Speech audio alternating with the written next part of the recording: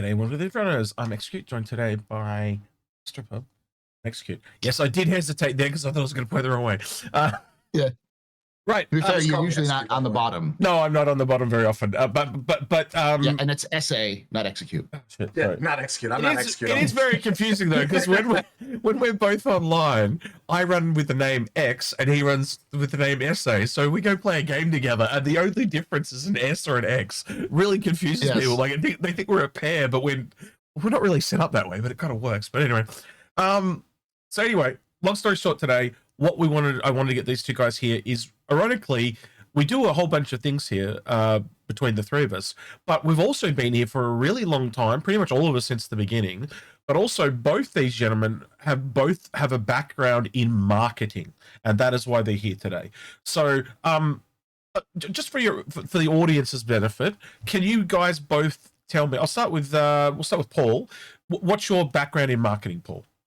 So my background, both my parents owned, or my mom owned, a marketing research company, and as a result, I ended up being roped in to help out with the company.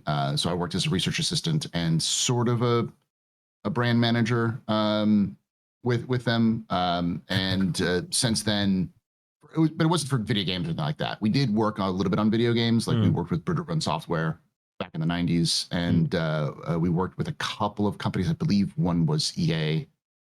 But we're like mid 90s EA. Yep. Because my mom, I grew up in the Bay Area, which is, right around Silicon Valley. So we just had a lot of clients in that region. Makes sense. Yeah. And so after I went off to college, because this is what I was doing in high school, I ended up doing some independent work with my father, who also worked with an independent company called, what was it called? It wasn't called Brand Managers. It was called like Brand Masters or something like that, where he would hire me on as a freelance to help with some of the research data and things like that. So marketing research, though my experience with streaming has gotten me involved with marketing people and other parts of marketing, specifically around video games. And so part of who I am, I kind of delved into that side of things a lot more once I started doing streaming, because that's the kind of growing up around marketers, you get I remember those, I know these terms. Let's do a little deeper. So not just a law master and a pretty face, basically. Yeah. What about yourself, SA? What's your claim to fame, so to speak? I think probably the most relevant one. So I mean, I won't go into my whole career path, but I do. In summary, I do food system and food business consulting. So I really work with small food businesses to help them get off the ground, establish a brand, take that brand to market, do packaging and marketing campaigns. Now, the marketing stuff I usually outsource, or I could connect them with somebody who does whatever type of marketing they require. Sometimes online marketing. Sometimes it'll actually be traditional old pen and paper campaigns, or what they call them. But the idea is overall, it's about finding why people want to buy something. And I also do this, and I have done it for restaurants and larger brands. So over the years, it's been a learning experience for me to kind of understand what metrics drive your customer interactions and the ability for customers to have that desire to purchase your products. Yep. So the other part, marketing research, yeah, basically. And I was going to say, you also do a lot of logistics stuff too, don't you? On that as well, SA. You've got because of the food stuff. So, yeah, the food stuff is food system logistics and food business operations are kind of like my bread and butter. I do strategic mapping and planning, as well as just reorganization. It tends to be like, this is more than you need to know, but when a company's having issues, that's usually when they call me, which is usually too late. Yeah. Call earlier. Yeah. And he's also in the military, so he knows like he's like perfectly made for Star Citizen. It's freakishly weird. Like he's got all these skills as personas. But so yeah, all that together, I thought these two guys would, also knowing Star Citizen from the beginning, like myself, they are much more tailored to marketing than I am, obviously. But I thought it was really good to get you two guys together. And I want to see if I can get this video in front of someone at CIG. And basically, this is our how do I word this? Our message to the marketing at CIG or something like that, or a message to marketing. That's kind of how we'll probably title this. But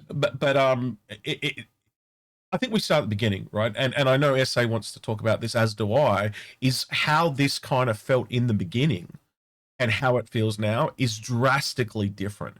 It's like how Sandy was not a traditional marketing person, but the way she went about it was perfect, in my opinion.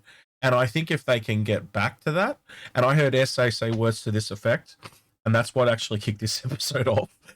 So SA, I'm going to let you kind of take the floor here if you want, and say what you want to say. But if you could just repeat what you said to me, because that just was so elegantly put when you said it to me. And now you'll butcher it, but yeah, go right ahead. Yeah, I mean, I've said a lot of things, so who knows? I mean, you know, if I'm even going to be on the same page.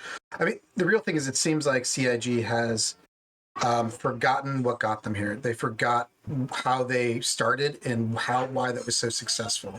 And they've adopted a new marketing model that seems to completely, and I don't know if it's just the current marketing team and if they're new and they just weren't around at that time, or if it's an intentional shift in marketing because they're becoming, you know, almost like a AAA game studio or attempting to do this high level game. But it seems like all the things that got them off the ground they've forgotten those lessons.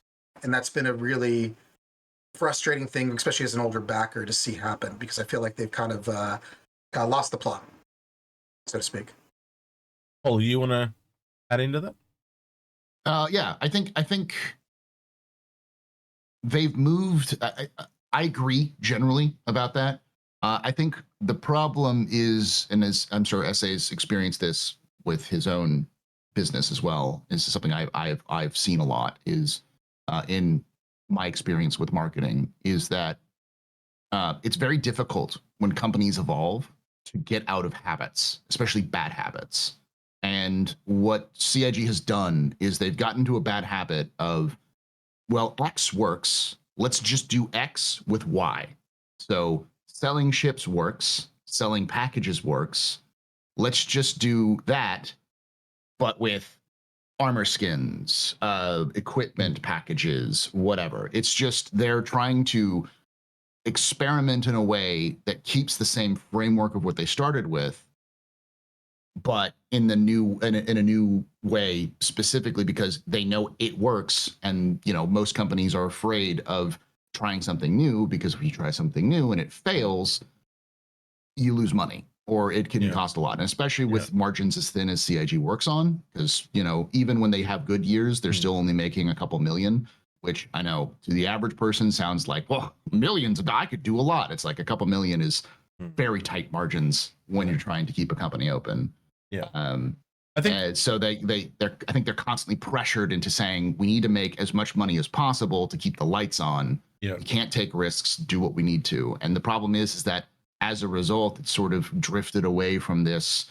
We're a bunch of developers who developed other games and are developing the game for the sake of the game. We're not here to just make $1 bajillion like a traditional AAA studio. Yeah. And so they've moved away from that mentality and more towards anything goes to keep the lights on, which unfortunately moves them towards that AAA mentality that they were trying to go away from in the first place. They become the monster they tried to fight against. It felt a lot like a dream and a passion at the beginning.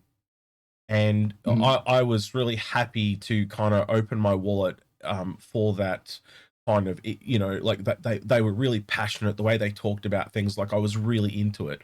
And then after Sandy left, it became a lot more corporatized, and it felt like instead of that passionate, we're going to do this, we're going to make this really awesome, best damn space sim ever. When's the last time you heard that, by the way? And we're gonna make this really awesome game, and it was all about like this is what we want to do. And now at this extreme other end, what's happened in the last couple of months is they're now going into bundling. And we've been doing we do live streams, and we do polls on the thing, and we essentially found like everyone was looking at the you know, when the blades come out, and everyone was talking about how, oh, they're selling these blades and they're going to be available in game eventually, that's pay to win. What we actually found is most of the people that brought them, only being about 11% of people, that brought them, that kept them, by the way. A lot of people brought them and just melted them. They wanted to see them and then they melted them. But the people that kept them were for the skins. So they were paying, like the skin would have only been $10 or $12 and the whole thing was like 20 type of thing. So they were paying for the package. And it's exactly what happened to World of Warships. And World of Warships lost a whole bunch of people when they started doing that. So we are now on the precipice of a very slippery slope. Which is one of the reasons why I wanted to do this episode. That this is where I think the line needs to be drawn. I think we cannot go any further than where we are here. If they get into this bundling, it's a very scary future. And I know they are probably making a lot of money, but they are not seeing. How do you record data on the damage you're doing? Is the question? That's been my problem. Is that I see what CIG is doing, and that was and I think a lot of the community doesn't really see this the way I do. Maybe it's because of my background, and I don't know if SA would agree with me on this one. But there's an old saying where it takes a lifetime to build a reputation and 15 minutes to ruin it. That's a really good one. I know that one. Yeah, and I've seen it firsthand myself. So, and CIG is so locked into this. We just do what works, and we'll be fine. That they're not seeing that long term, this track that they're going is going to hurt them, especially as they get to the point where they're reaching 1.0. They're gonna make money. I have been one of those people since the beginning of the project who said, I know at some point CIG's money train is going to slow down, but every time someone has predicted it, it's just sped it up further. 90 days tops is a joke in the community for a reason. So I am not here going to say CIG is going to stop making money, but at what point does making money interfere with the health of the game? And we know why. And I don't mean in the traditional way that you'd hear people say like, oh, they're just going to keep fundraising and not make the game, because all of us have been here long enough to know that CIG went from being Arena Commander and what's effectively a death cart social module to what they have now. So they've definitely expanded the game and are definitely invested in building this game. And so I'm worried about is that their current sales tactics are going to be detrimental to long-term health and growth of the community and the game itself. It is the. Well, they've forgotten. Just real quick, it's the feeling of those long-term backers that we're actually pitching here, because I think a lot of long-term backers would have kept spending if they'd kept it the way it was. I think it's like, oh, I've now got my stuff, I just don't spend anymore. So they've moved to this kind of model of only catering to new people. SA, please. Well, I mean, I think the where they came from.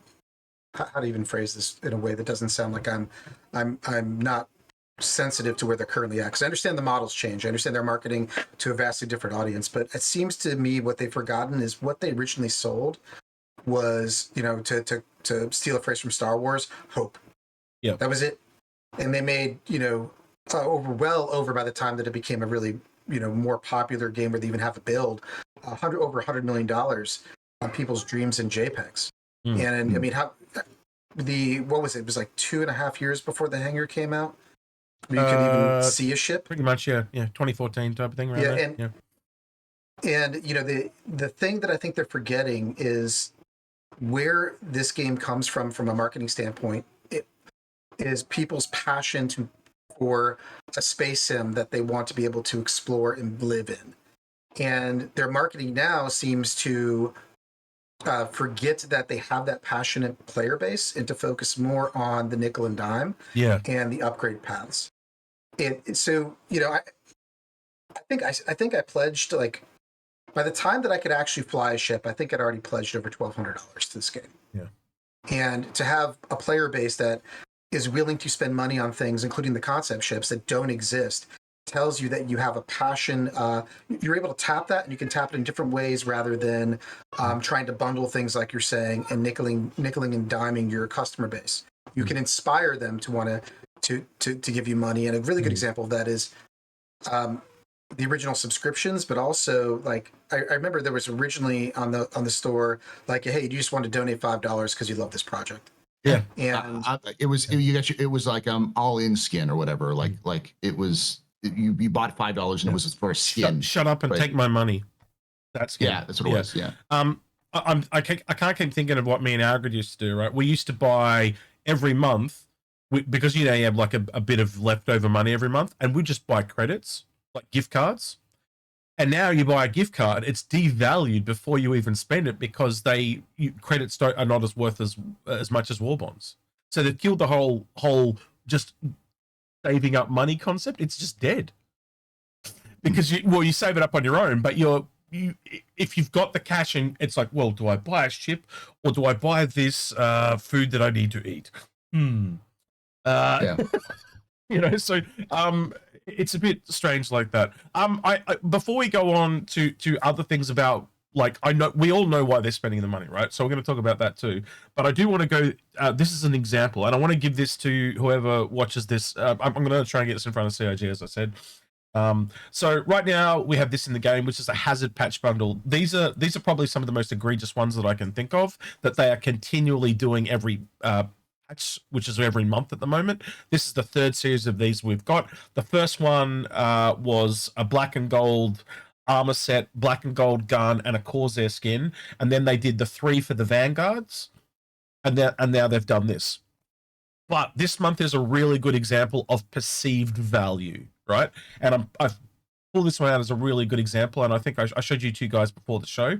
So if you kind of break it down, you have this ship for the skin for the Spirit, which is like a caution hazardous American school bus, versus a normal American school bus, right?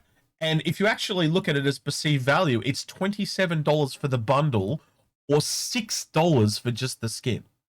And you kind of break that down and you go, well, the main item in that is the skin, right? Yes, you may want the item. You may just want the gun, but you have no option just to buy one of them.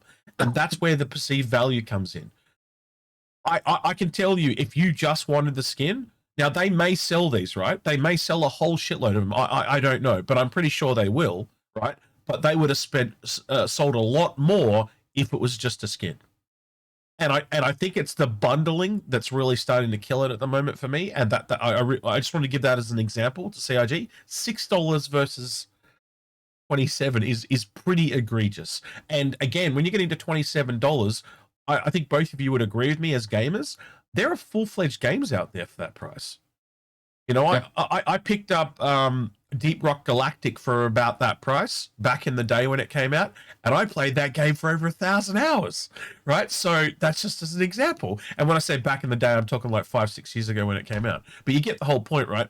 That $27 is not a small amount of money anymore, especially in the financial. Well, you guys would be noticing it just like me. Food's costing a lot more at the moment, isn't it, boys? So, yeah. Now, Star Citizen's backer base in general is a little bit more wealthy because it always has been. Because they're usually older, which means they're more established, which means they tend to have a little bit more discretionary income. But the problem is that something like this might appeal to a backer who has her $27 is nothing. It doesn't appeal to the person you want to get because CIG wants to release Star Citizen 1.0. It feels like everything except for their sales seems to be focusing on 1.0. And that the problem about this is that this doesn't scream 1.0. This screams World of Warships freemium sort of title when you already have a $45 to $65 game that you have to pay for on the top of that. And on top of that, most of this stuff isn't earnable in game in any way, shape, or form. And while it is just cosmetics, MMOs rely on cosmetics, and part of that needs to be a balance between cosmetics that you can purchase in game, cosmetics that you can get on your own. They're also very expensive cosmetics. I can actually put this up other games like League of Legends, Marvel Rivals, and stuff like that. That is very expensive. A Marvel Rival skin is like what, maybe $10, and it does all these animations and sounds and all. This is literally just the skins. So, and that's part of the problem in my mind as well. I mean, I think we all agree on this, is that no one has an issue, I think, with them monetizing skins. I think that Not at ship all. has sailed. I think over time we've all kind of, because originally they told us, skins won't really matter because you can get whatever you want to do in game and put it on your ship.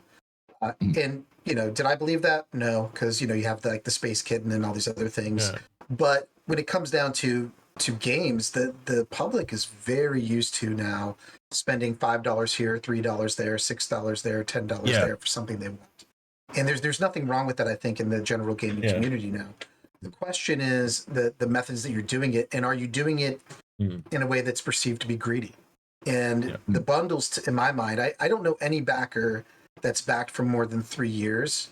And I actually reached out to a friend of mine in the military that became a backer roughly about 3 years ago and was like, hey, what did you think of this? Because I was just curious. And his response was like, yeah, it's just, I don't want the other stuff. I don't understand why I can't buy it alone.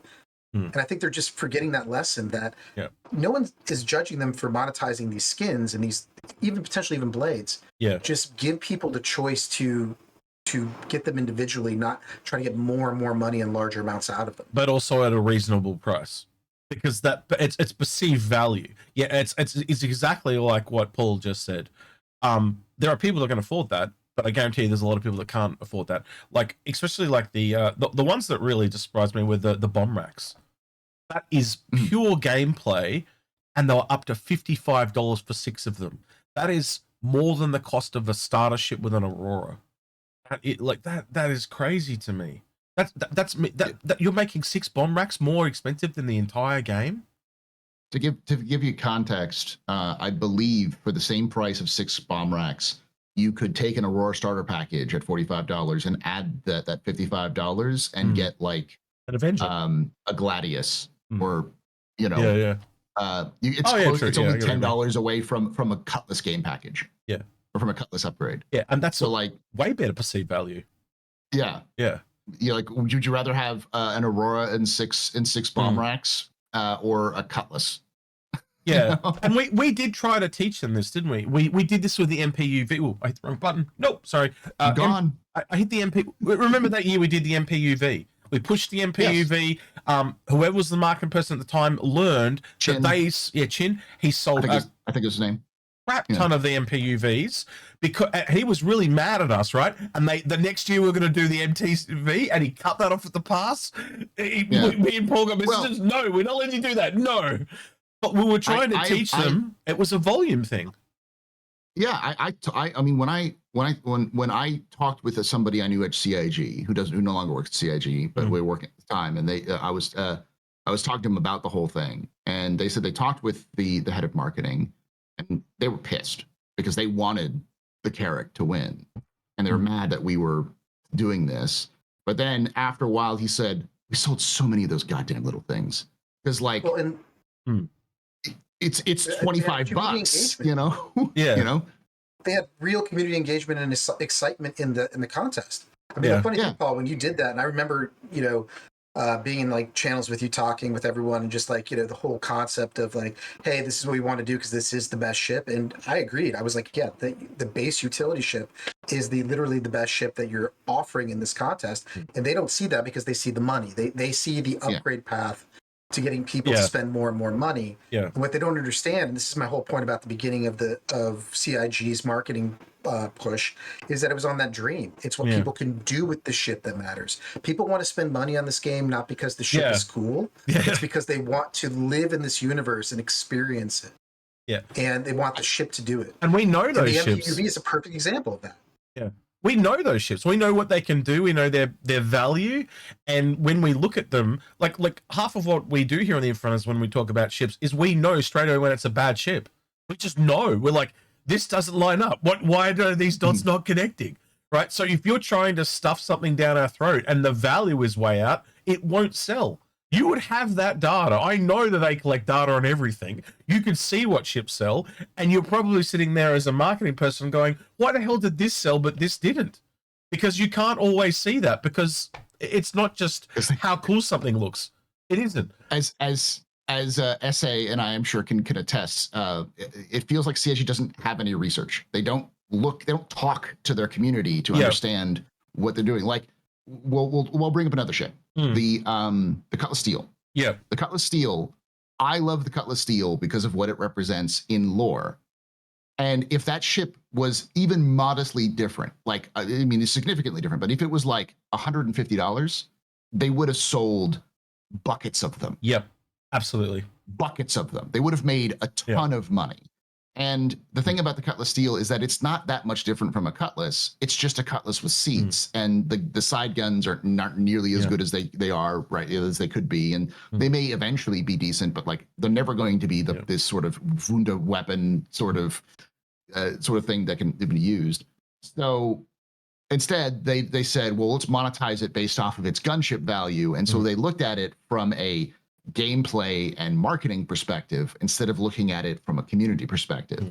Because if they thought about it in a community perspective, they would have made more money because it would have been cheaper and more people would have been into it, especially because of the meme of Drake being like, oh, all these other companies are making these fancy drop ships. We're just going to take a Cutlass and turn it into a drop ship with a bunch of guns on it. And people would have thought it was funny because it's, especially at the time when it was released, the Cutlass was probably the most popular ship outside of the Aurora or the Avenger. Everyone had one. Everyone glowed about it. I mean, I remember one of the very first reviews, one of the very first reviews of the pilot who went on to work for CIG, but was a really dangerous guy, then came to Star Citizen, was the Cutlass, and he just glowed about it because of all of the things that happened. And I, as I've always said, it's the perfect synergy of gameplay design, lore, narrative design, and aesthetics. It's just sort of the encapsulation of what Star Citizen is. And the fact that it's $110 or fairly affordable in game means that while it's expensive, most people will spend. I've spent more than $110 on Helldivers, and that game cost me $40 because I bought their Warbond packs and stuff like that, So, and that came out last year. So you can easily get that sort of, most gamers will spend that kind of money on a game. But the problem comes down to these, when you start thinking about it in terms of perceived value is what I call it. Perceived value. Well, I think it's just more that their perception is so focused on how can we make money and not, as SA was talking about, how can we sell the dream? How can we meet our community where they are, our customers where they are, and market towards that direction? And so to perceived value terms, at the time, you could get 2 Cutlass Blacks and a Dragonfly for the same place as a Cutlass Steel. But then in game, the Cutlass Steel was less than a Cutlass Black. And that's the other thing that's becoming really apparent is the prices that you are selling some of these things at are now affecting in-game design decisions. And that's where you need to be talking to the ship team and whoever's setting the prices in game, because they have to line up. And we've now seen multiple ships where the prices in game have had to increase because of the price marketing have sold things out. The Prowler. There is a great video. I wish I could clip it and just put it in here of Paul, of when he realized that the Prowler versus the Hoplite. Do you remember that? Me and Aaron still talk about it to this day. It's the best look I've ever seen on your face ever. Because the Prowler at the time was 400 and I think it was like $420 or something like that, and the Hoplite was like 235, but in game the Prowler was less than the Hoplite. And this was this perceived value problem, and so you actually do need to talk to your design people. Unless there's anything else you guys want to add specifically on problems, I think we move on to before we get solutions. Get to solutions. Sorry, Essa, go ahead. Well, this might be a transition topic. So to break it down to very basic terminology, there's a difference between whether you run a good marketing campaign and whether it's effective.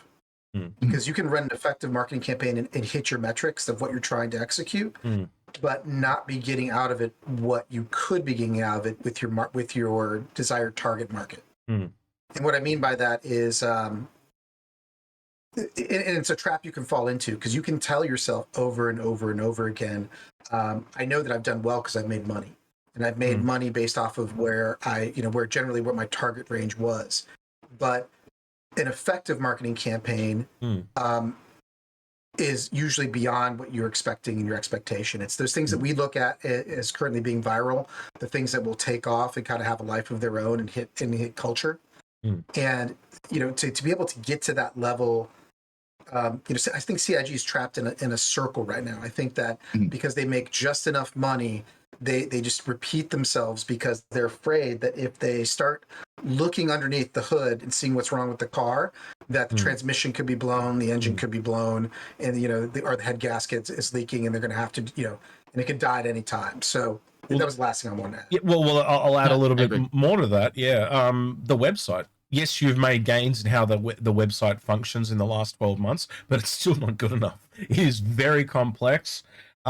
Think about all the videos that we do on CCU guys. Do you know, I was literally watching Loken the other day. Loken Plays, another Inforunner, and he was saying he still didn't understand CCUs. Do you know how many videos on CCUs he's done with me? And he literally said, I find you confusing. I went, oh, God damn it, I failed. And I tried to explain it to him, and he doesn't get it. But that's the thing. It's so complicated. It's too complicated. If Loken to the CCUs, yeah. So even if Loken can't do it, and Loken plays this game not for a living, but like he plays the game routinely. It is his one. It is his one stable game that he always comes back to and plays at least 2 to 3 times a week. Yeah, and he's been doing that for 4 to 5 years now. Yeah. If he doesn't understand CIG's, one of the basics of how CIG sells and maintains ships, it means that you've got a bad system. It means the system is flawed. Yeah. So, sorry, go ahead, I say. No, I was just going to add on to that. I mean, like, imagine, so the only time I spend money in this game now is to buy game packages or unmelt them if I have some in my buybacks to give to people. And the reason why is because I want them to have that passion. I want them to get basically what they need to start. And I say the same thing that, Inforunners have been saying for years, which is this is all you need. Don't worry about upgrading. You do anything you want in game. But, what does everybody that falls in love with this game want to do? Okay, well, I flew the Avenger, so maybe I should upgrade to that. Yeah. I challenge you to take anybody that's played this game for a year and say, figure out like who's, all they have is a game package. Upgrade your ship. Yep. Figure it out. Yeah. And they will spend 10 minutes just trying to figure out where it is. Like I do that. I always have to be like, wait, do I have to go to ships first, or is there like, do I go to the main page, or sometimes I'll click on with the latest Prowler utility. I just would click on the Prowler utility, go into that because I could hit that upgrade path and then skip the thing. But it's just not intuitive. It's difficult. It's such a thing. Like just as you're talking, right? This is the pledge store. It's now not a main thing to upgrade. You've now got to go to other, and upgrades is a secondary thing. It's on the page. Yeah. If you go back, I'll show you. Oh, was I blind? Maybe I'm blind. Yeah. All right. So let's go. So go back to pledge store. Right. Yeah. If you go to it's right between there. gear and merchandise. Oh, yeah, I see it there. Okay, my bad. I've always used the thing up here. So again, there might be an old. It used to not be there. Okay. I don't remember it being. I think it's new. I think you probably complained enough that they put it in there. Yeah. But it's nice. But click the ship upgrades and we'll show you how this is complicated. Yeah. Now you have to go my ships. I gotta log in. It says I'm not logged in. Yeah, you gotta log in. But I mean, yeah, you don't have to log in. No, it's fine. I'm gonna log in. It's fine. Once it gets in. I don't know if it'll show you. No, it's fine. Okay. It's all good. I've doxed myself so many times now. It's not funny. If you want to find me, come to my island. Good luck. That's what I'm going to say. Run to the Arctic Circle. Yes, basically. Yeah, come to my island. I'll have lunch with you. It'd be great. Right.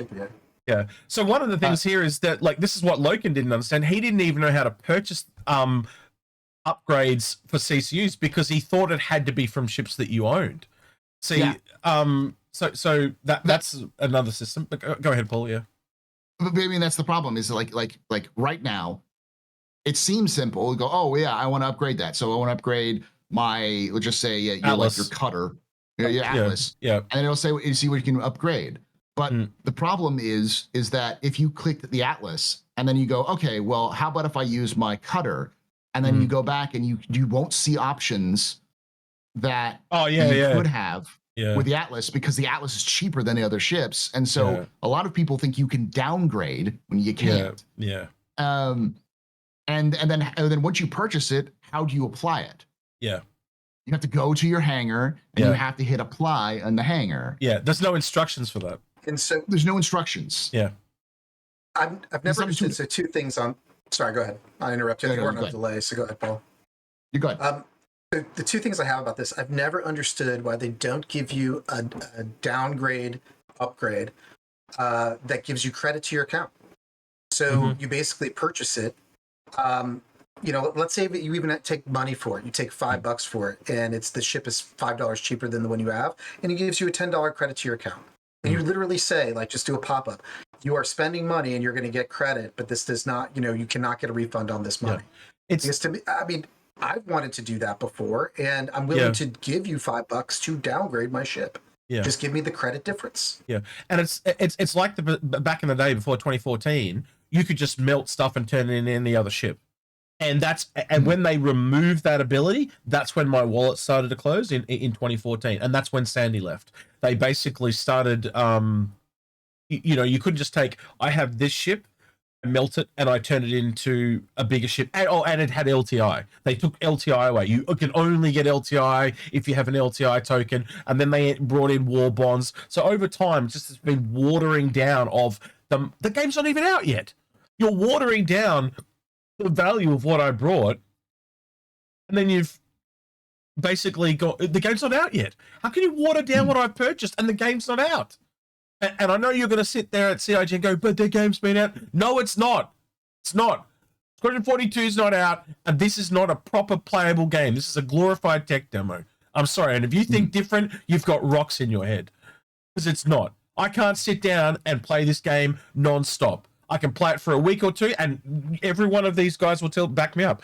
How many people have you guys seen come in, they play for about 2 weeks, get burnt out, and you don't see them for another 2-3 years? Yeah. I mean, the problem comes down to, these are all symptoms. The website, it's all right. The website is a symptom of a larger problem. Yeah. Which is the complexity of the game, the complexity of the system is not healthy for long-term growth. If CIG wants a 1.0 and the game to last beyond 1.0, because I want to be very clear and lay this out. The pathway that CIG has set forward, based on what their actions are, is that Squadron 42 releases, and it pays for the development of Star Citizen. Yeah. And also helps to pay for to help for the second game in the series. Yep. Squadron 42 Part D or whatever. Episode 2. Squadron 43.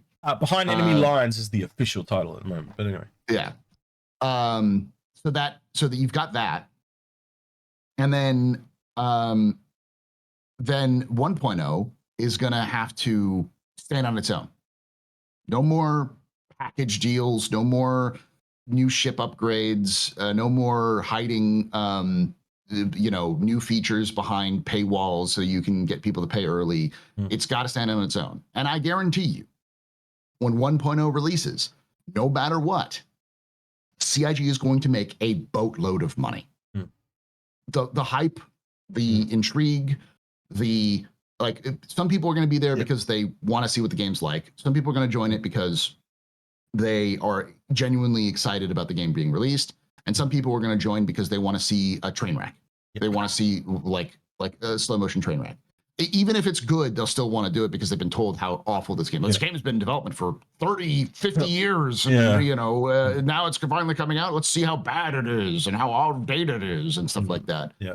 And so no matter what, CIG is going to probably make the entirety of a year's like 100 million in a month when 1.0 releases. But I'm more concerned about this game existing beyond 1.0. Yeah. And I don't think the current sales tactics and the current sales direction will function that. It'll end up with what we have now, where people will play for that month, they'll quit and wait for the next update, and then the interest will die, and they won't get another $100 million a year. And that's what they're trying to do at the moment with the monthly patches. They're trying to keep that gameplay going. We can see what they're doing, and on seeing what they're doing, before we move on to fixes, it's pretty obvious to me, and I'd like to hear from two kind of more marketing professionals than myself, but I believe the reason they're doing this is to gather or collect money to market Squadron 42. I think that is why we're seeing such a big push into raising more funds. would you guys like to talk about that real quick before we move on? Go ahead, SA. No, after you, please. Okay. He wasn't listening. He's got children, and I understand as a teacher when children are active, they can take your attention away because you don't know when they get quiet is the dangerous part because you don't know what they're doing. Right. So yeah, your thoughts on them basically raising funds for Squadron 42? 42. Yep. So I think that's true, partially. But I think the main thing is they want to make sure they have enough money so that when Squadron 42 releases, they have enough money left over to do marketing and promotions for Squadron 42. And I know there's plenty of people in the community who will scream and yell and complain that Squadron 42 is not the game they paid for. They paid for Star Citizen, and I want X, Y, or Z. And in CIG's defense, like playing devil's advocate against that, I do think this is true anyways, is that anything that they do for Squadron 42 will advance Star Citizen because they're the same game up to a point. And to their benefit, it has been the plan since the beginning to do this. Use Squadron this is to not fund new information. Yep. This is something that was been talked about since 2012 and 2013, that Squadron was going to be the first, and they're going to use the Squadron single player stuff to help, release. Once they had a good base, they would release more games in the single player, and that helped pay for the multiplayer, so they could pull off the accelerator for funding for the multiplayer. And with Squadron's release, it's a make or break. If you want Star Citizen to succeed, Squadron 42 has to succeed. Yeah, absolutely. So we understand why you're doing it. SA, would you agree with that as well, or what's your take? No, I agree with everything you said. Yeah, I think that's where we're at, and I think that the thing that CIG doesn't understand is that, well, maybe they do. Their current backer base understands that. Like, we're not an uneducated, unexperienced backer base. We're probably higher level backer base than most games that are backing early. We've also been here for so long. You've educated us perfectly. You've taken us with you on that journey every step of the way. And yes, there are new people that are coming in that don't get it, but you'll find that we will educate our own. We do that. We go out and actively bring them up to speed.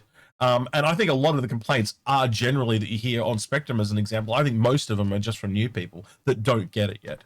And then they get taught, and then they stop complaining, and then they understand, and etc. So yeah. The funniest thing to me is that one key of marketing is a consistent message, right? You have to have a consistent campaign with consistent messaging. If you don't do that, then even people that have heard your messaging goes out one ear into the other. That's why if you're not paying for YouTube, you're going to get those, hey, do you recognize these companies, ads that you've seen, because they want to know what the saturation is. Like, are you paying attention? Are you, is this slowly, are you slowly absorbing it? So one of the things that I think that they fail doing with the difference between Squadron 42 and Star Citizen is they've never done a very simple campaign that says, experience or join the verse with Squadron 42, stay in the verse with Star Citizen. Like, just a very simple, that this is why they're different. This is the game that gets you in, and this is the game that keeps you. I can't tell you the number of people I've run into who didn't even know Squadron 42 even existed.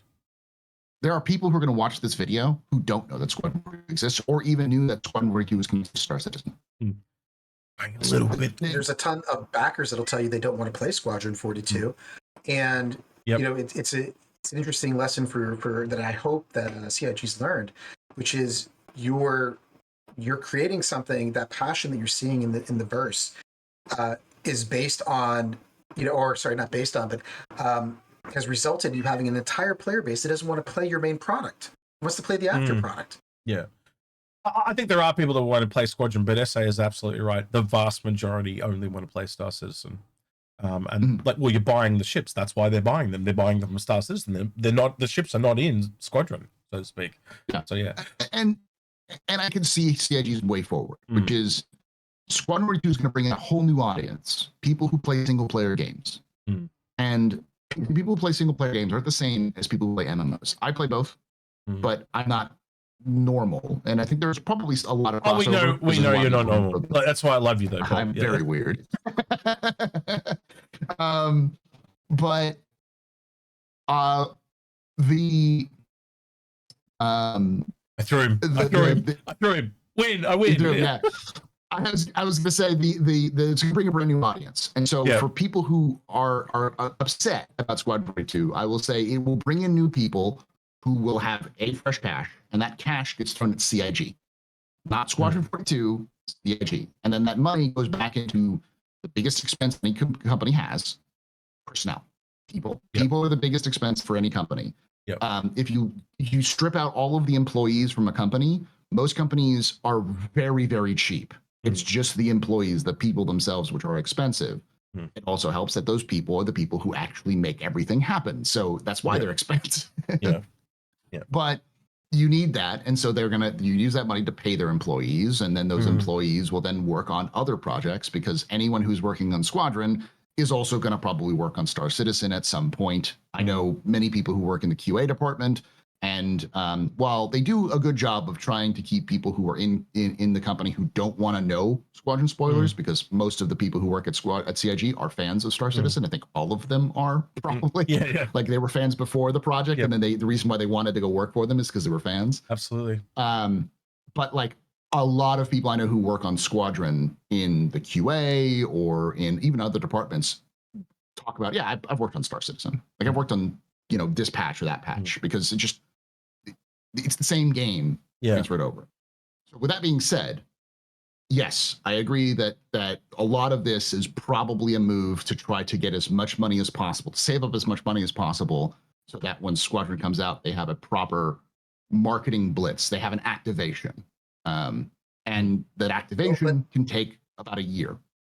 One of the things with marketing, though, and I think, Paul, you may have experienced this as well, is that marketing money rarely comes from internal sourcing when you start a marketing campaign.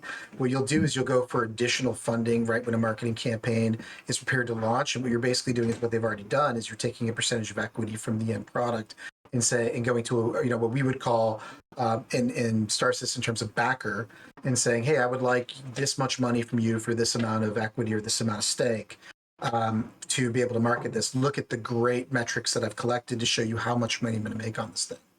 And that's the traditional going in. That's one of the reasons why and I imagine, I don't know anything about video games. I'm talking about real products in my experience, but I'd imagine in video games, that's why you see some projects get canceled right before launch, because they don't have enough product to go out there and raise and get the commitment for that marketing money. Because if you're new to marketing, and this varies depending on what you're marketing and what industry you're in, but the general rule is you spend roughly about what you put in marketing to launch something brand new. Yeah, and very so for those of you think about it, reported that the most expensive games in history, they cost about as much to market as they did. Grand Theft Auto is a really good example. It cost as much to market as it did to make. Yeah, absolutely agree with that. And at even a smaller game, like even smaller AAA game, typically, this is from my own research, and this is granted old. This is the last time I looked this up was like 4 or 5 years ago, so it's probably changed. But you're still looking at 40 to 50% of your budget should go into marketing. So if you take the $800 million game and you divide it by 2, then you have $400 million. So does that mean that Squadron 42 needs $400 million per market? No, but no. It will mean that you need some percentage of that amount to market it effectively. Yeah. So we know why they're doing it, right? Oh, go ahead. If you want to add more, I say go ahead. To say that marketing is done in phases as well. So there's never, and this is where really from our history and recent history of marketing, and I mean that by the entire community, viral marketing has become a thing in the fairly recent past, because it was the initial insert that was the cheapest to get in and start to build up momentum so that your base marketing plan could be executed and be effective for market saturation. So what I mean by that is you might do something really small and cheap just because it kind of catches people's ears, and that's when you hit them with the next phase, and then you have a third phase and then a fourth phase. Because if you just take, a lot of people think marketing is like, hey, I'm gonna go see a movie. Actually, I'll use a movie as an example. In the time that we're recording this now, Superman is coming out in the near future in the States. You're starting to see, this last few months, you've seen little things, little tiny inserts. You're starting to see brand, tie-ins. You're starting to see more and more footage. And then what happens with the movie the weekend it comes out? Blockbuster, then the ads change, right? That's your next phase of marketing. So that's a general thing that people can kind of get. You're switching the marketing strategy over and you're saying, look how many people love this thing. It's the most popular movie. And then second weekend? Still the most popular movie, second weekend, go see this. So marketing is what I'm trying to point out is that it's an evolution. It's not a simple, we're going to throw everything at the wall. We need all the money. It is it's a process. It's a strategy. It's a long plan and a process. Yeah, exactly. Yeah. That's why I was saying an activation takes about 9 months to a year typically.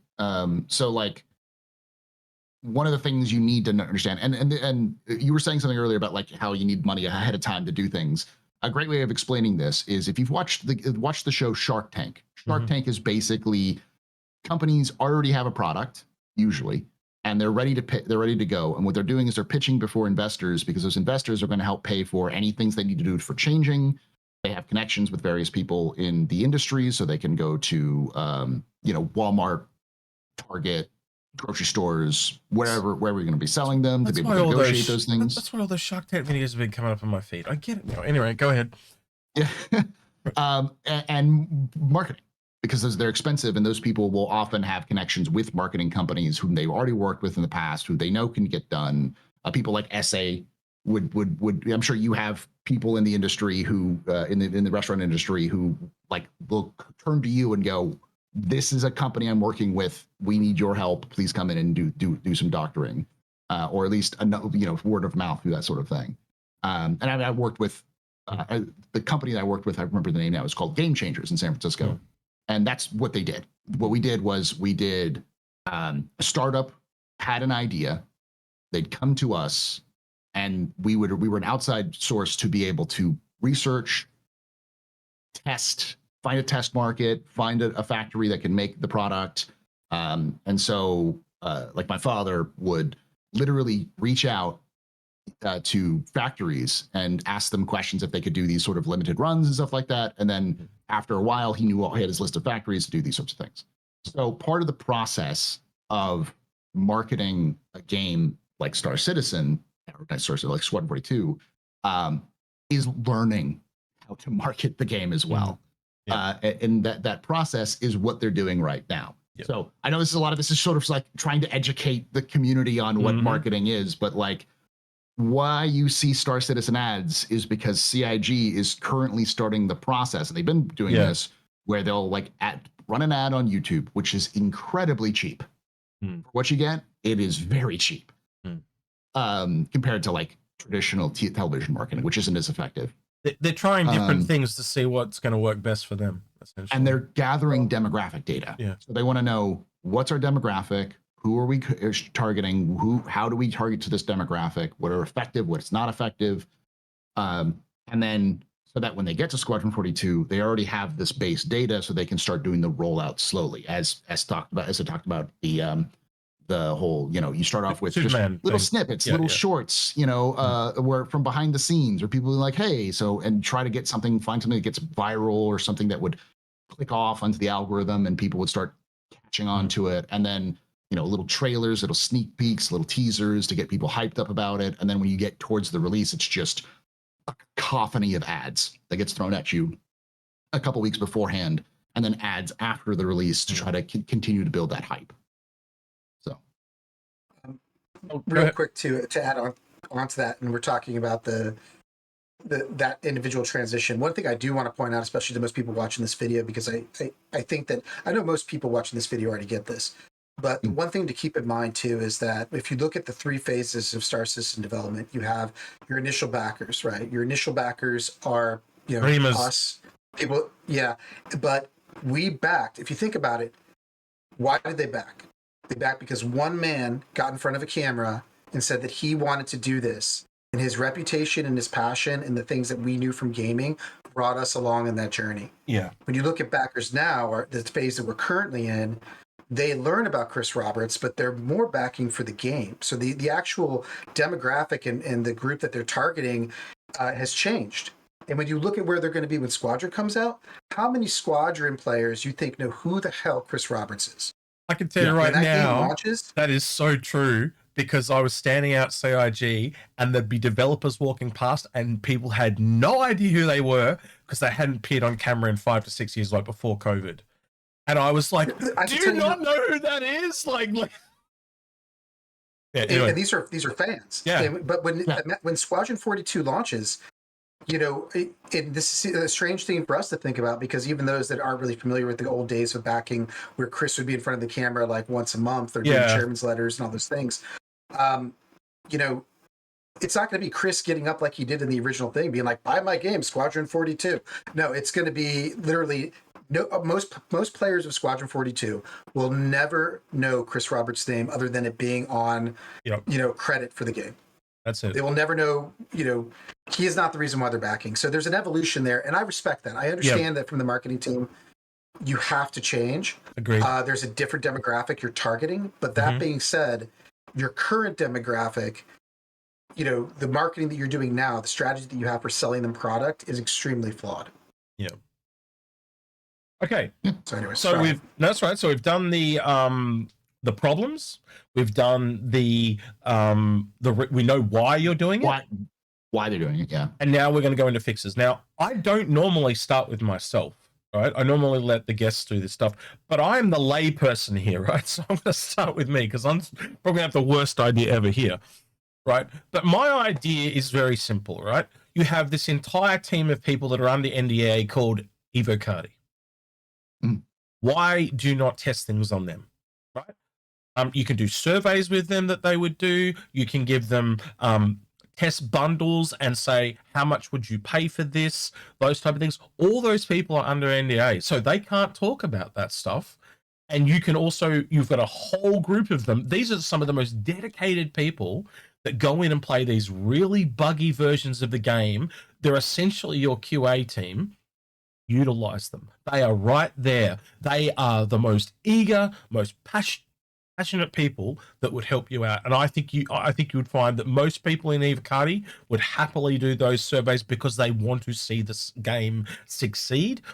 And they know that if they do that, that basically everyone else is going to get better packages to buy, better skins. They're the people I'd be utilizing. You've got an entire player base there that are already under NDA. Yeah, you guys tell me if you think that's a bad idea in your book. But it's a great idea. And the thing is that CIG already has this team. There is a player experience team. I've talked with them. They're here in LA.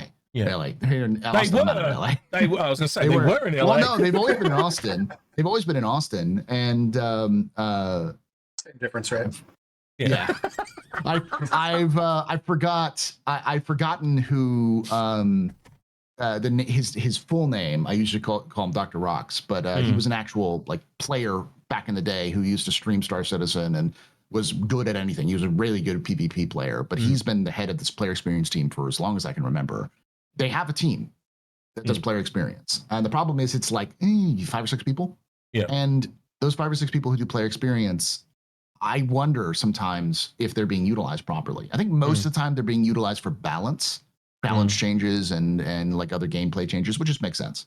Yeah. But utilizing them for gathering data on customer feedback and experiences would do well, especially with a team like Evocati, who are all dedicated players. Like the only reason why you're in the Evocati is because you're either somebody who does a lot of content for CIG, you know, through like, for whatever reason, you play the game a lot, or you've proven you can test the game really well. So like the Evocati players are usually people who are the most dedicated to the game as it is, and they'll be the ones who are more likely to reach out and be like, oh yeah, sure, I'll talk to give you a survey. And they did a survey pretty recently. They've only done one survey in the last 12, 13 years that I can remember. I think there was one ages ago for about the type of gameplay you were most interested, and that was like in 2014. So it's probably been 2 in the whole time.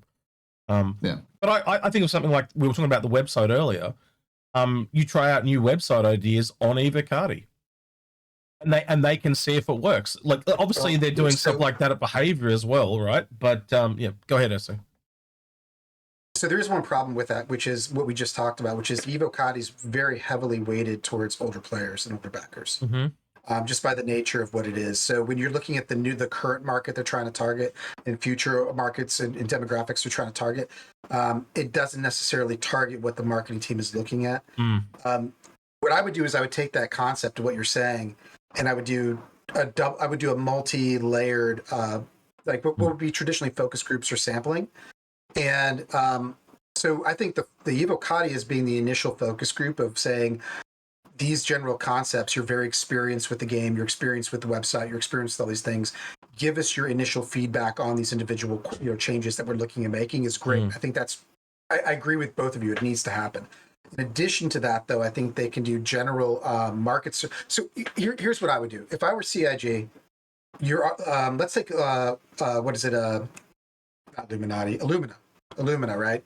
They make all these, they've done a couple bad ones, but now what do? They're giving you skins for guns. They're giving you skins for ships. They're, giving you weapons and things. Why don't they do regular quarterly surveys or, surveys when they're targeted in certain markets when they need to the player base that says, hey, fill out this survey. We ask you some questions about certain things we were thinking about or we're looking at doing. And this is after that first stage of Evocati going through it.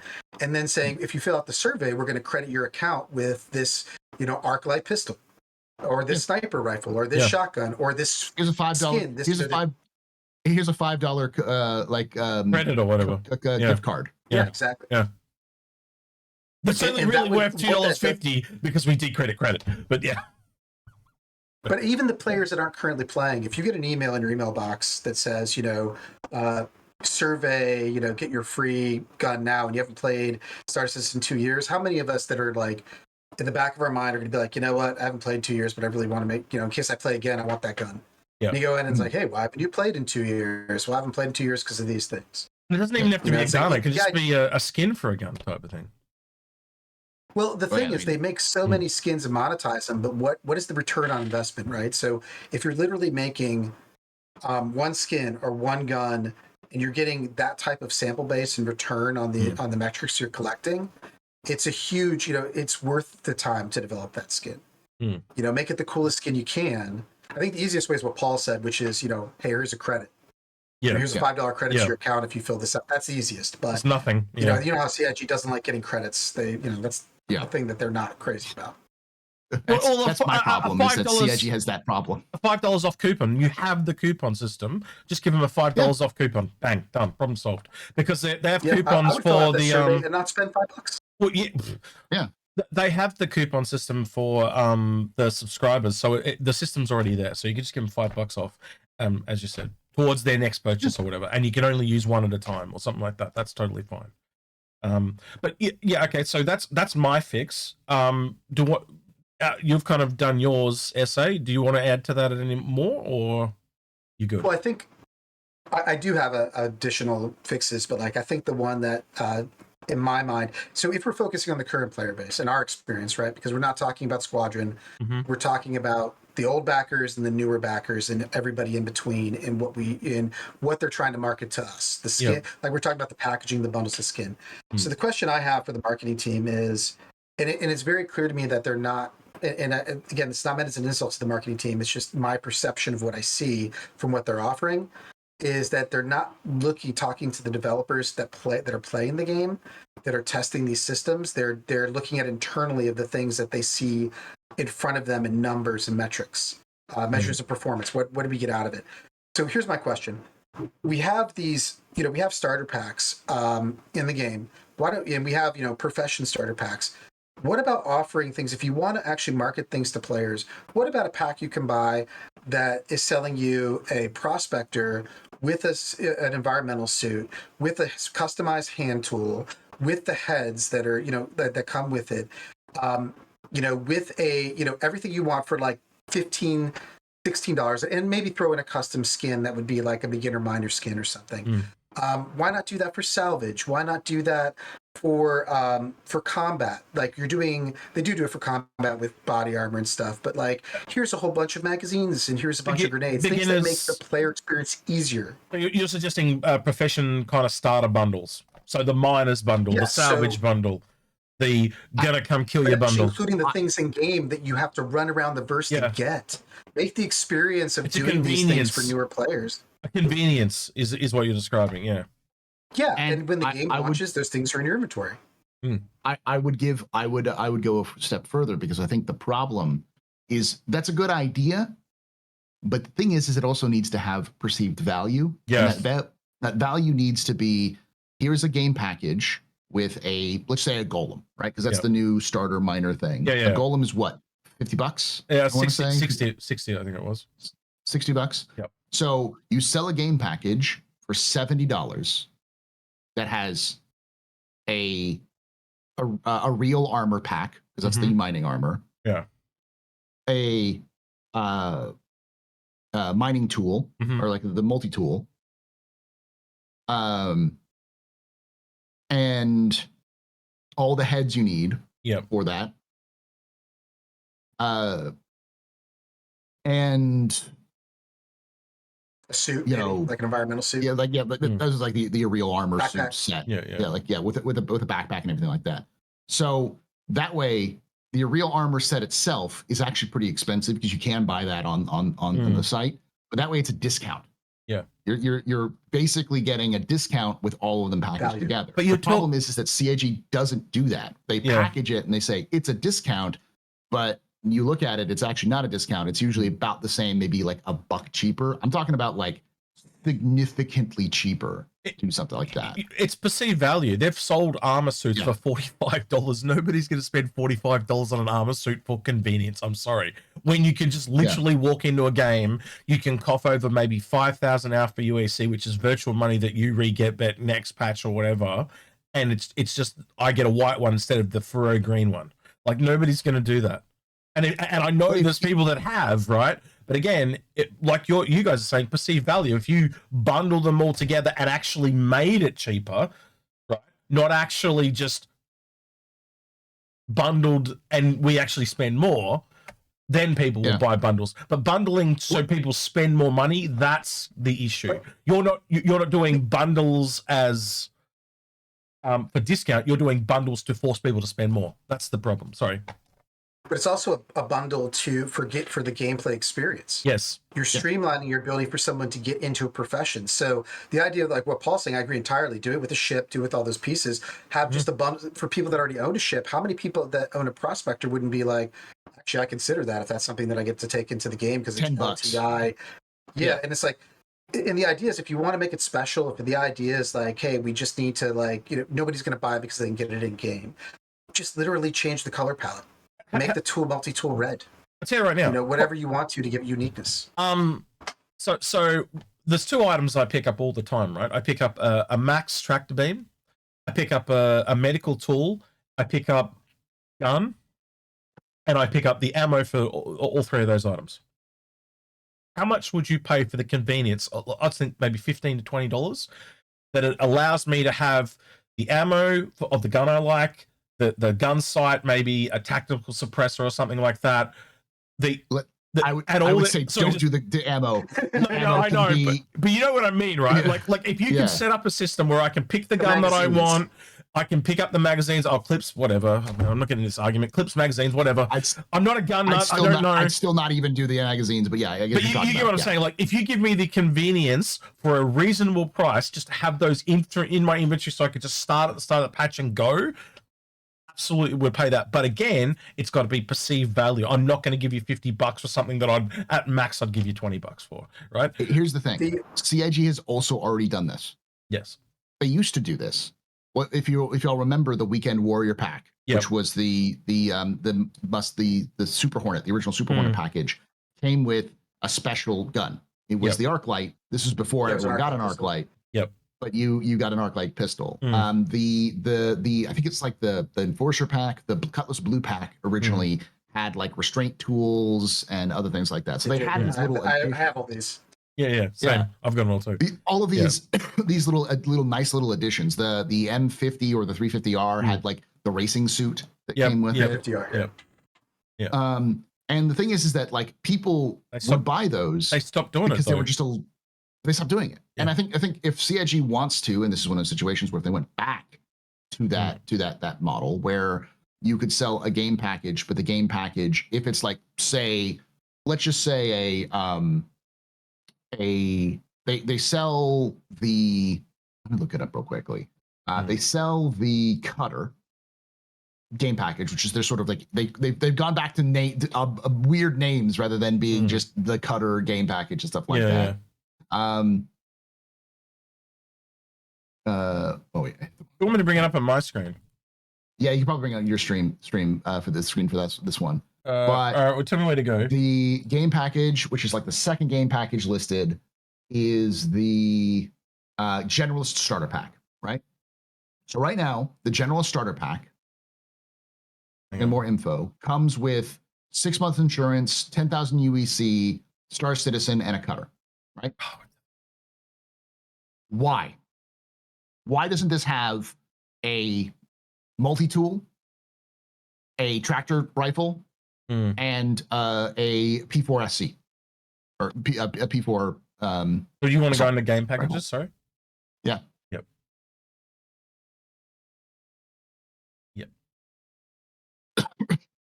The generalist starter package right there. Yep. You know, anything beyond the citizen starter package, all of those should have little additions. Yep. You know, it's the generalist starter package. What do the generalist people have? And that would mean more perceived value. More people would go, I want to purchase this now because it has a little bit of a bonus. Or even an upsell. Like when you go to purchase something at the moment, it tries to upsell you skins. Why doesn't it say, here, for an extra $5, we'll give you a suit of armor and a gun so you can just go? And again, I'm not even saying upsell. I'm saying keep it there because that would, like, the thing is that CIG is always looking for ways of increasing the upsell, or they're trying to upsell you on everything. I'm saying CIG needs to step back from upselling and instead increase the value of the packages. Yeah. Because so I would agree with Paul. Go ahead. Sorry. No, please continue. I want to hear the if. Because if every package had armor, weapons, tools, skins beyond the original, people would see it as an upgrade, not just as the ship, but all of these other things that come with it. And more people would say that's a great value. And does it cost CIG more money? No, they've already created these assets. They're already in the game. And if like, for instance, this is the general starter package, it should reflect the general reality of the game. Yeah. And you can change that over time as the general reality of the game changes. Like you said, right now you get a gun, maybe a different sight, maybe a multi-tool, tractor rifle, the basic stuff. Pens. Yep. Yeah, a set of pens, med pens, or like a med gun, And if you had the value, if it was $60 and you had all those together, current players would be like, damn, that's a good value. And new players coming in would be like, oh, so if I upgrade, I don't just get a new ship, I also get all of these other things that comes with it. The Weekend Warrior package, like you said, the Cutlass. They're already assets. They're already there. Like that was my point, Paul, was that like I know that, when I brought up magazines, it was like, well, we don't need to put this in a pack. But to me, they're it's something that when you log into the game, you're in your bed, you stand up and you go to equip, your items. You would have everything you need, like even a base spacesuit. It could just be, whatever, bird crap gray. It doesn't matter. But like everything that you would need to be able to walk out, hop in your ship, and go do mining. If that's the pack you got. Go do base combat. This is what they think they are doing. That's what these are for in a patch. This is the gear they think you need for this patch. Which is great. You have to have a spirit. You also have to have $27. Well, this wouldn't be bad if this was the hazard, if this was the Stormbreaker hazard patch, and it has the weapon and armor set. Yeah, that could work because these are things that help you. Yeah, but you don't need the actually skin. Access it. But you don't need the skin for the ship. You don't need the skin. They're only adding the skin for the ship so they can increase the price. And if that was all right, so that's the problem. And again, if you look at the other skin, it's only worth $6. That is not worth. There's no way a gun and a suit is worth like $20. $20. It's insane. No. If that was $5, I would buy it without even blinking, for the convenience. Yeah. Well, so this is what I was talking about earlier, as far as like not just doing it with ship packages, but having bundles. You know, imagine that you go to Invictus. And this is my example of like being able to have like the starter miner bundle where it's something you can buy, not just with the ship. It comes with the ship. But you can also buy it if you already have the ship on the side with all those things, like an environmental suit, a backpack, all the tools you need, the right heads, you know, for those that already have the ships or have a bigger ship. Imagine if you could do that. You go to Invictus, you walk, you know, you look at the things you can buy. Instead of being a package, it's like, you know, you can get this clothing or this t-shirt. What if it was like you can get a UEE coat? You can get with that. It comes with a UEE issue pistol, with UEE rifle, and you know, like the idea of like selling things, you know, the UEE marine armor, those things that people can use in game. They have value in game, but they also, you know, can you get better things in game? Absolutely, you can completely get better items. But it's selling things for people for the passion point. Getting back into the things that people care about. You go to Vara, and what if it's you could buy a Vandal this or you know whatever it is in a pack, something that gives people gameplay and combat, gameplay mining. And that was what I was talking about. Is I would spend $30, $25 to $30 to buy a mining pack that gives me everything I would need, not for a ship but on my person. You know, a basic environmental suit, a backpack. But am I going to spend like the pack you just showed with the skin for the ship and the special environmental suit and a gun? No. Well, it's the same thing. There's no value to it. There's no practical use. But if you tie it to a ship as well, so it's the same thing like Paul said. If you tie it to a golem, then it rules out everyone that's already got a prospector. It has to be separated. So I can add it to what I already have. Because then it appeals to new people that are just buying a prospector or just buying a golem, and they can add it to them. But it also appeals to Tom and Jerry and ourselves that have been playing for years. And here's the thing. Here's the thing. You could do both. And here's the thing: is that I think CIG fundamentally misunderstands impulse buy. Impulse buy is a staple of sales, and if you look at impulse items, they are under $3. I think it's gone up because inflation is a bitch. I'm not going to impulse buy bomb racks at $55. No. But if you made bomb racks $55, no. If you made bomb racks $3, yeah, absolutely, someone would buy that because it's just like, why not? You know, oh, you're buying this Avenger. Would you like bombs with that Avenger for $3? You'd be like, hell yeah, I'd like bombs with my Avenger for $3. No. Even if it's not really like something you end up doing, it's if the price is right, people will pull out their wallet. And that was what the MPUV was all about. Because when the MPUV was there, they sold a ton of them because they were $25. And people were like, I can pay $25 and I guarantee to get a backpack, a jacket, all these other things. So they're saying this $25 is for this ship, but even if they melt that ship afterwards, they still have skin for the ship. They have a backpack for the ship, a backpack with free backpack. They've got a free jacket out of it. They got a bunch of other free gear with it. And so people were more bought into it because the price range was lower. And again, I think CIG learned the lesson of $25 is what people were willing to spend. It's like, if you put it at $10, you would double that. Well, because more people have $10 than they have $25. In this game, easily. They're thinking along those lines, but they're implementing it like the blades. When you bought the blades, there was 2 blades. You only need 1. Yeah. Well, there was 2, and then there was a skin, which is what everyone really wanted, and then just to really add insult to injury, every single one of those packs. Because if you wanted to buy every one, you had to get all the skins. Every single one came with a cap and a shirt, and it was the same hat and shirt in every single pack. Yeah. That really is what pissed me off, right? But you're right. They're fundamentally misunderstanding how packages should. Yeah, exactly. They're mispricing them and they're misusing them. They need. Well, I said this when we talked about marketing years ago. They need a customized system so you can just bundle everything you want together and then give a flat discount. So if I spend $100, I get a 10%. I don't know, maybe. Yeah, it's too much work. Can I just talk about too much work for the... Just really quickly, before we move on, I want to talk about a real-world example of what Paul just talked about.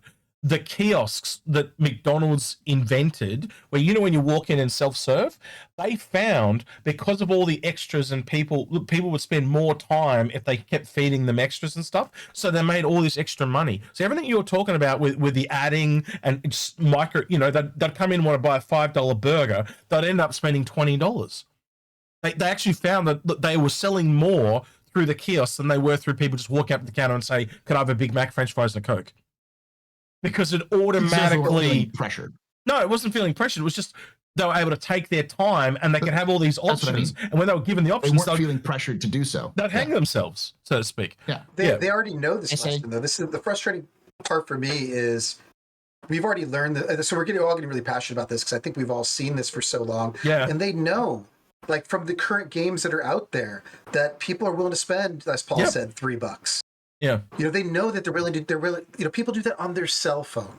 For a game that they're only going to play for a year, they spend $60, $70. Like if you want to nickel and dime me to death, do it with the little cute little things or little things that that I'm just going to be like, I don't know, I kind of like red. I'm going to buy that for $3 because it's just $3. Yeah. Like versus like I'm going to buy a pack for 30 that has 4 things out of 5 I don't need. It's that perceived value, and just some things are priced at a really weird price point, and we can see it as people have been here for a really long time, and there's people on the outside that are hearing those insane numbers and prices of things. They're not here spending yet. If they were here spending, it would be even worse than it is now, because they'd be going, what the hell, I can get a ship for this, and you want this that's an item that's like this tiny little item, and you're trying to sell it to the same price as that. Like the math does not compute. You like we worked out based on like dollar value, right? We broke it down. The ATLS should have been sold for $7.50. They sell it for $40 because of the scale of economics in game to outside a game, right? And so when you look at that, you have to use those in-game pricing to dictate how they're sold outside the game, because that is how us as players perceive it. Because if it's in the game is completely cheaper, most people are going to go, I can spend $40 on this, or I can spend $45 on my friend and he can get in and play the game with me. It's like SA said, you'll just spend it on your friend. And again, I can just wait a month and the Atlas will be available in a shop that I can buy it in game. So you want to make the money, you've got to price it correctly. I will say something real quickly, which is I think earlier I said don't upsell. And what I meant by don't upsell is, because I just said upsell, is that they upsell wrong. Yeah. And what they should also do is if they're going to do packages, the packages, as SA said, as you've said, as we all said, has to be, functional. That's where you talk with your Evocati and your players and be like, what do you use for a generalist starter? And then put that in there. There's a disconnect, is what you're saying. And I 100% agree. Yeah. And it's their pricing is too high for the impulse, and their packages don't make any sense compared to the reality of the game. And if they adjusted those things, they would not only would they make more money, but there would be less drama. Yeah. Sorry, I say go ahead. 100% agree. Well, I mean, so I have a question I want to pose to both of you, because this is my perception of what went wrong with Blades. But so I think Blades are poorly conceived. Not because I get why we've known they're coming forever, but they went the custom ship route versus like the small, medium, large, like they used to talk about. Like, and when I looked at when the Blades came out, I think they made 2 crucial mistakes. One, they bundled them with things that had nothing to do with Blades. Agreed. That was the first thing. If you're going to sell them as just their individual piece. 2, they gated the release. Yeah. So if you want to play with these in game, you got to buy them now and buy them at the same time. So the question I have for you both is that if Blades came out, and I know that you're content creators and you have different perspectives on spending money in the game. I think we all agree, don't spend money in the game that you can earn in game. But let's say, for argument's sake, Blades were coming out and they were earn in game thing. You got to earn the reputation to get the certain ones. Very basic, not like something crazy. But they came to you and they said, "I'll tell you what, we're going to sell you. We're going to make Blades very simple." I know this isn't the way they did it, but let's just, for this argument's sake, we have one blade, or one type of blade for mining, one for combat, one for aeronautics, one for these different, you name it, like salvage, whatever it's going to be. So they gave you that, and they said, we'll sell them to you for $5 a piece, or we'll give you a pack of 6 for $25. But you can get them in game right now. Would you buy those? So if they gave you the option of having the convenience of getting something instantly and getting and buying them in pack or individually, you could still earn them in game, but it took you game time. Would you spend real money on that? Can I answer this one first, Paul, and then I'll let you go, because I think you and I might be on the same page here. So I think that's what they're trying to do with this shit. But like we said, I think they're going about it wrong. So this patch, you've got to have an irradiated suit to do the event. That's the convenience, right? And that's the new gun that also works pretty well because you're going into a lot of indoor facilities. So there's the convenience, but the problem is they're also bundling it with a skin that you don't really need and you might not have that ship. So that pisses a lot of people off, and it's fucking YOLO. I'm sorry, it's not a great color. It's bad, right? And then it's really overpriced, right? But if it was just the suit and it was $5, because you don't really need the gun because you could use any other gun. So they're mixing convenience with I might want this, and that's the problem. They need to be separated out. Paul, I'll let you take that, but that's kind of how I can see what they're trying to do here, but there's 2 or 3 mistakes. Price, you know, like, am I in the right? Are you in the same wavelength there, Paul? Or am I putting words in your mouth? So the thing is I understand the idea, and I think in my experience, because I personally wouldn't, but that's just because of me as a content creator, a little different. But I do think that players would, because this is the same mentality that, like, if you recall back, CIG didn't always let us earn ships in game, especially with the initial 2.0 releases. They didn't allow us to earn ships in game. And they were very resistant with letting us using rental credits or even UEC to rent ships in game. But because they were afraid that if we rented ships in game, then people would stop buying ships on the store. Yeah. That's exactly and right. then they relented and it happened, and then they started earning more money. Because what they discovered, what I thought was going to be the case anyways, was a try before you buy. Exactly. More people would be willing to purchase it because they knew that the next patch would come around and they'd get that rental would be gone. So then, you know, the new patch, so they'd rather just buy the ship and then make sure they have it for through the wipes. New ship, and then the same thing happened. New ship comes happened with buying ships. Any new ship that comes out, I think as soon as you get into the game, so when it goes live, it's for 24 hours. Once the very first time you log in, you have access to that ship for 24 hours as a rental for free. So you drop for the entirety of the sales. Or you whatever. Should be able to, anyone can try. You should be able to rent it for money because it's it allows them to try it. You are incentivizing them to try it, and if they keep using it, and then you yank it, or you're about to yank it away, they go, "Shit, I better buy this. I better buy it because I really like it." And that's the thing is, if you have nothing to fear about your game, which CIG seems to think that they have nothing to fear with what they're doing, then let people try it for free. And if you do, people will buy it. Yeah. This has always been the case in CIG's stuff, especially when it comes to CIG. Every time. I'm so used to to their community. And this comes all the way back to the beginning of our conversation. The community is here for the game. Yeah. We've we all supported you all this most way. people want to see the game being made. We want to see you succeed. Yeah. We want to see you succeed. And I've heard so many people say, if CIG was actually like, listen, we're fucking going broke. We need to make money this month in order to function. People would be like, how much? Because more people in this game don't really buy ships for ships. They buy ships because they want to support the game, or they want to support the game. And when you make it easier for them to support you, your fans to support you in a logical and reasonable way that people feel is fair to them, then people will willingly open their wallets for you. You have a passionate fan base that you don't want to take advantage of, but you want to utilize effectively to help you stay up. And letting players feel like they're trying, like that you're not just a credit card, they're actually valuable. That goes a long way. So having something available to earn in game day one and purchase on the store, they would increase their sales. I'd say right as now, long as it was priced effectively. You want to do a couple of money raising things. Make it so you can buy LTI and add it to any ship that you own, and make it like $15. You would make a mint. There's a great way to make some money. Another one would be if you have a copy of Squadron, would you like a deluxe edition upgrade?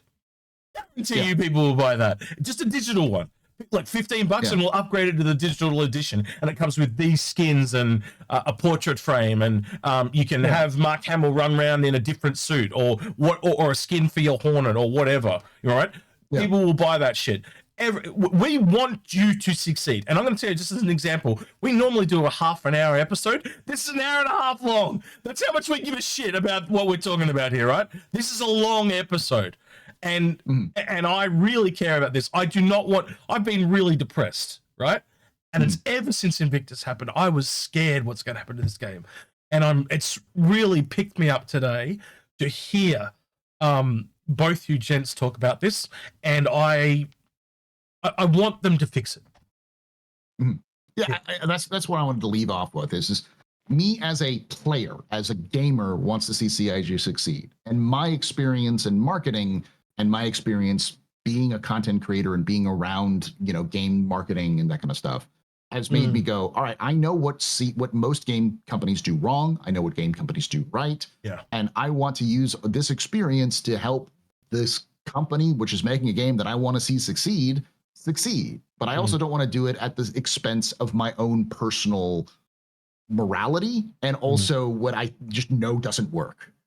So when they make a mistake, I want to call them out for it, not in a way of being like, you're an evil corporation and I want to see you die, because it's like, I want to talk to, the people who work at CIG and be like, where is this problem? Where is this disconnect? Where do you have this disconnect? And why are you doing these things? Because if I saw the interior numbers, and I'm sure SA would be the same thing, if we saw the numbers and saw their data, we could point them and be like, this is where you're getting this disconnect and you need to fix this here. There's an old saying. It almost feels like the marketing people don't play the game in a way. Yeah, they probably don't.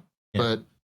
But I'd actually, the thing, not to diss them, but I would agree with that. I don't see it in what they do, but that's just the thing. I actually put in requests to talk to the people at marketing. I don't want to see their faces. I don't even need to hear their voice. I just want to talk to them so I can understand why. And they say no every time I put in a request. No, they're so disconnected from the community, and that's the reason why they're the easy scapegoats for the community. Yeah. The reason why everything goes wrong, they say this is marketing's fault, is because nobody from marketing shows up in front of a camera. Which is like, okay, I get it, but you're marketing, you're a brand manager. You should be showing up in front of a camera. You should be comfortable enough around a camera. You should be confident enough to in what you're selling to put your name on what you're selling. Absolutely. Yeah. The only thing that I'm not going to push back on that. I actually agree with that 100%. What I would say though is if you want context on how enjoyable that role is, ask Sandy, because I'm sure she would tell you. With a player base this passionate, being the person in front in marketing was probably the most unenjoyable thing that she's done in this project. How many? Oh, sure. How many people though that look again? All of us have been there since the beginning. Wanted her back. I would get her back tomorrow. She was great at it, but the thing is, and this is why I think they change, is because again, like we talked about, there are different phases of the development of this game and the cash raising of this game. She doesn't. I get that she doesn't necessarily fit the current phase. And marketing did need to evolve in some ways, and maybe she, maybe she was involved to be better. Maybe it would be worse. The real question is like, what lessons can they take from the original growth of this game and why people spent money in it and apply to the current day and the future to keep the player base not only investing in the game, but growing the player base, because growing the player base, it makes money. Yeah. And that's the thing I think the marketing team has forgotten, is that passionate players are what spend money. That's the message you got to take away. Passionate players spend money. That is in a nutshell. And the only thing I will say, add to that, is a quick old term as well. I've been using all these sayings, but there's a famous saying that says there are lies, damned lies, and statistics. Statistics will lie to you every time because you have to read the data properly. And without the context, without understanding what the data is telling you, you can make mistakes. Even though the statistics are telling you right. Oh, well, line going up, sales are going up. So clearly we're doing something right. But you're not seeing the broader picture or seeing how you could fix this to improve that line so it's even better. Short-term, long-term gains, perceptual damage. There's so many things that you can't see in that data. It's really always. Go ahead. Sorry, I've got a little delay here. If I had to say one thing to marketing, if I had to say one lesson or one piece of advice that I would a lesson I want them to learn, piece of advice I'd want to give them, it's that I know it's tempting, but stop selling things to make money. Start targeting your marketing to do three things. First one is to improve the gameplay experience. Second one is to improve the player base. Okay, and third is to create excitement on the game. Those should be your priorities in your marketing, because all three of those things, if you and by that mean what I mean by that is you focus on those things, you start building products to focus on those things, you're going to sell them. This is a passionate player base that wants to give you money.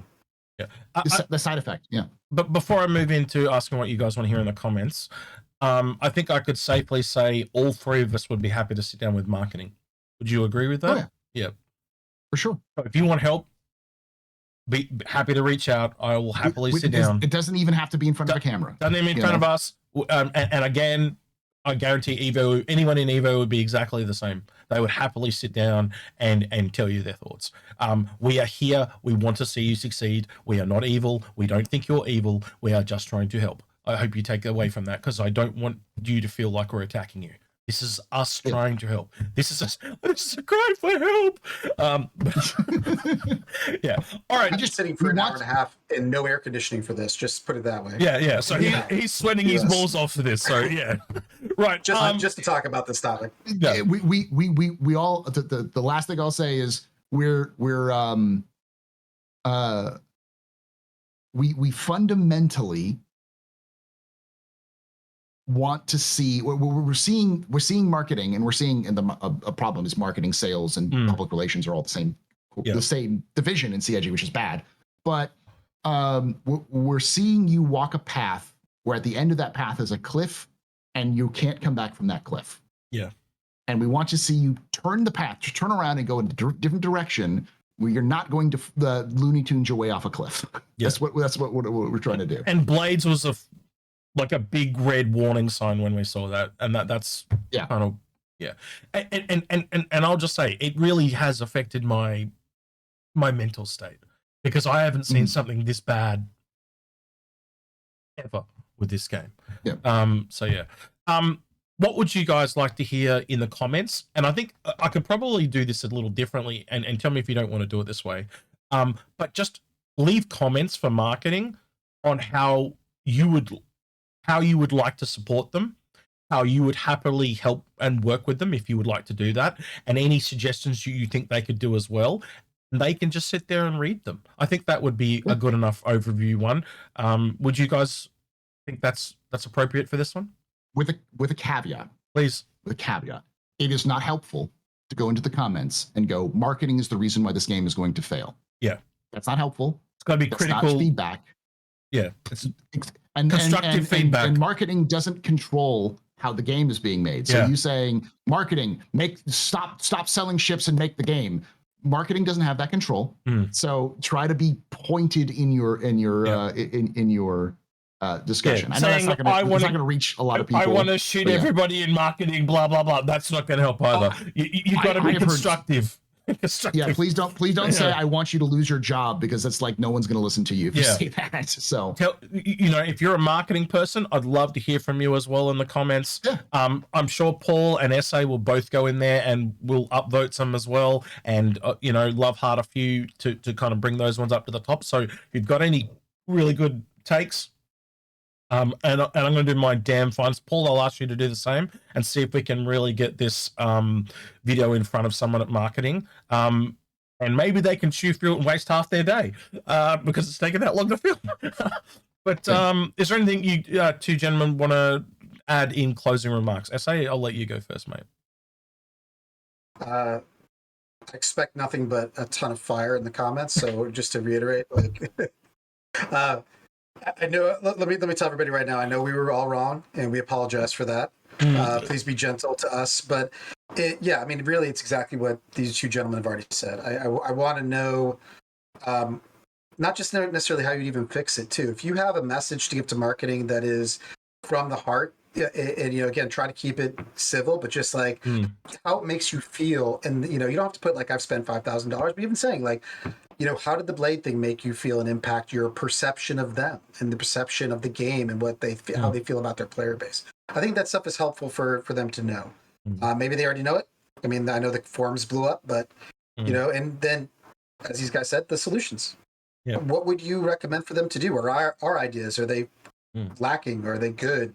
How would you make them better? That kind of thing. Yeah. Yeah. Paul? I know I just said don't do this, but I will say do two things. One, make a comment, screaming in the comments. I want to see your absolute most awful ideas and like just get it out of your system. Everything you hate about marketing and like the most debased, awful things you can say. And then after that, constructive feedback. No, actually, I'll swap let it out. The constructive on top, and then the and yeah, so basically, yeah. Because I know some people are just like SA. They're stuck in an unair-conditioned room at 90 degrees. Yeah. The game is crashing on them, and every time they turn into the store, it looks like their money's being drained. I get that. I get the emotions, and it's okay to let those emotions out. Maybe write that, so then delete it, and then do the constructive one afterwards. or yeah, do the write that, and then once you're done with that, and you go, I feel better. Yeah. Then go back and do the constructive on top, and so you can leave your emotional like just dumping there in the comments. Because that will also help us with the metrics, so more people will watch this. I guarantee you, these two guys as marketing people would also agree with this. The amount of data you got to sift through to actually get good feedback is really, really difficult, right? So again, if you're feeling bad, just don't on this one, because I really do want to get the CIG people to look at this. And the more feedback we can give them, the more we can help them out. And that's what I want to do. That was my whole intent on this video. And I know both these gentlemen felt the same way, and that's why we're doing it. All right. It's cathartic. Yes, it's cathartic. Right, Paul, where can people find you on the interwebs? Twitch.tv/TheAstropub, YouTube.com/TheAstropubLive, YouTube.com/the Astrohistorian, and if you want to see my podcast, YouTube.com/@the-Captain's-Table-Podcast. All right.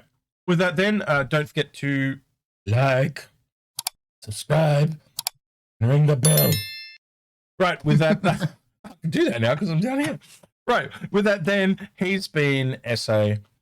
He's been Astropub. I've been Execute. He's been X. Say goodbye, boys. Goodbye, boys. Goodbye, boys. Oh my God, you're both on. I don't know. I walked right into that.